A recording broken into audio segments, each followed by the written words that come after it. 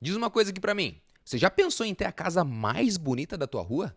Já pensou em ter a casa mais chamativa do condomínio? Casa mais imponente do bairro? Sabia que algumas pessoas querem exatamente isso? E algumas famílias querem distância dessa exposição? Olá, tudo bem? Seja muito bem-vindo. Você está na série Dicas de Design Residencial. Eu sou Marcelo Akira e estou aqui para te ajudar a pensar na sua casa, a pensar no projeto, como que as coisas acontecerão para que você de fato tenha uma casa personalizada para sua família. No vídeo de hoje, eu separei 5 pontos para a gente pensar aí sobre essa questão de imponência, da casa mais bonita da rua, da casa mais chamativa. Vamos falar sobre a personalidade, o meio, a cultura local, o padrão e o status. A ideia desse vídeo surgiu porque na última sexta-feira nós estávamos apresentando um projeto para uma família de Russas no Ceará e antes da gente começar o desenvolvimento da fachada, nós demos uma pesquisada na cultura local e percebemos que a maior parte das casas, o telhado era aparente, um telhado com modelo tradicional. O nosso projeto ele foi pensado para uma estrutura de telhado embutido, um telhado escondido e também já dá essa quebra de cultura. Quando a gente apresentou o projeto, a primeira reação, a reação imediata da família foi: uau! Que legal! Aí eu perguntei, e aí pessoal, o que vocês acharam, né? O que me chamou a atenção foi a resposta da família. Foi, uau, a gente gostou, mas me dá um tempinho para eu me acostumar com esse tipo de telhado? Você tem dúvidas que esse tipo de telhado, de fachada, naquele contexto não vai se destacar? Começando então, ponto de número 1, a personalidade da sua família. Existem famílias que são mais discretas, existem famílias que são mais chamativas, que gostam de chamar a atenção, de marcar presença. E vamos pensar em coisas diferentes da construção? Quando você vai fazer as suas unhas, você prefere, na média, né, na maior parte das vezes, você pinta com um esmalte nude, por exemplo, ou você já pensa numa cor ali neon, numa cor mais chamativa?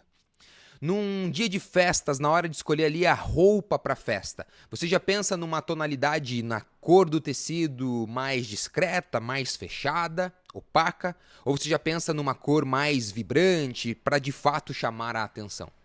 Quando você vai escolher o seu carro, você pensa num modelo tradicional que encontra-se vários modelos daquele nas ruas? Ou você prefere trazer acessórios no carro, rodas e coisas do tipo, cores, para ser único, ser exclusivo?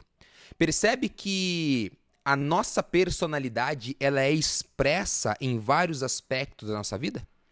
Assim, igualzinho, é expresso na nossa casa. Então, a personalidade, ela impacta diretamente o projeto da nossa casa. Ponto de número 2, o meio.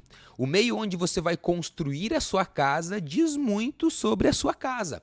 Por exemplo, se você vai construir em uma região muito perigosa, naturalmente você vai querer muros mais altos, uma casa mais segura, portões que não mostrem para dentro da casa, ou seja, você vai acabar escondendo a fachada da casa.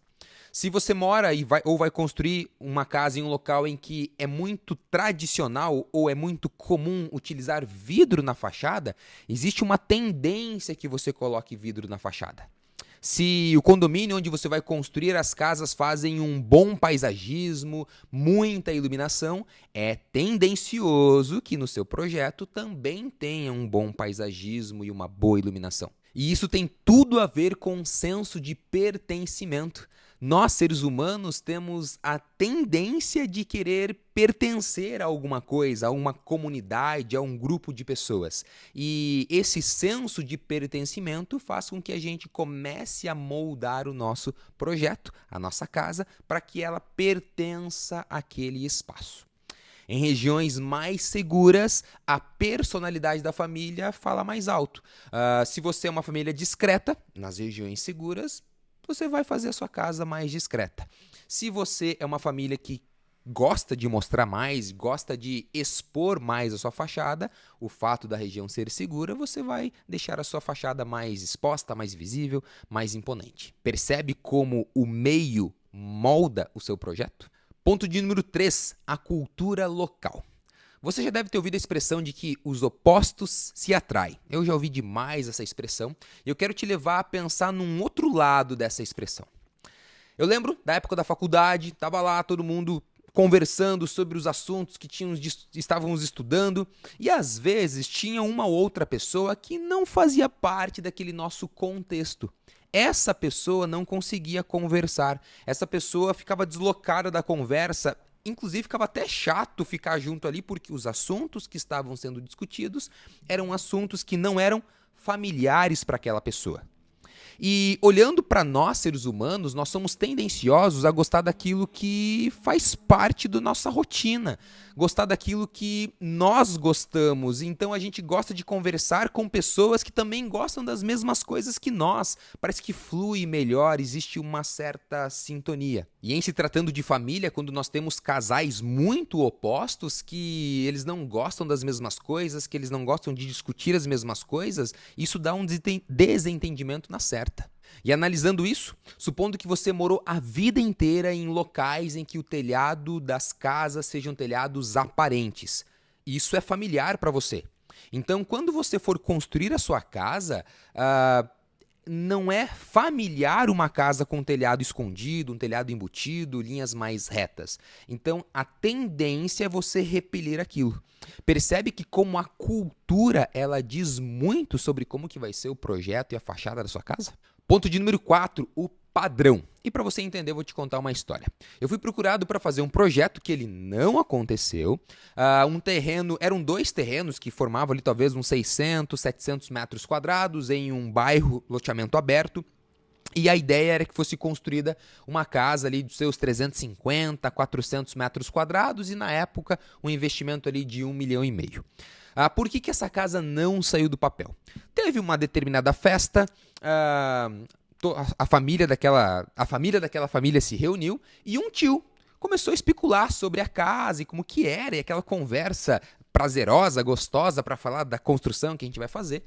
E esse tio perguntou, né, para a família, viu, como que vai ser a casa? Eles narraram. Quanto que vocês estão pensando em investir? 1,5 milhão, tio. Tá, como que é a redondeza lá?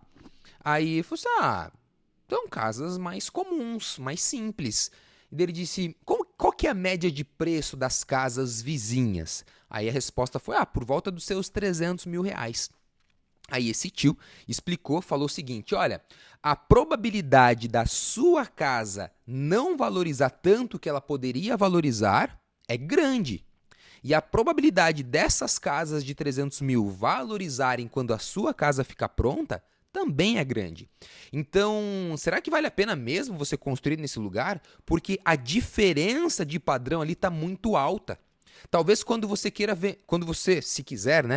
for querer vender a sua casa, vai ser difícil de você vender essa casa ali por 1,6 milhão, 1,7 milhão, porque a região puxa o preço para baixo. A região não joga o preço para cima. Você talvez não vai ter um ganho de capital quando for vender.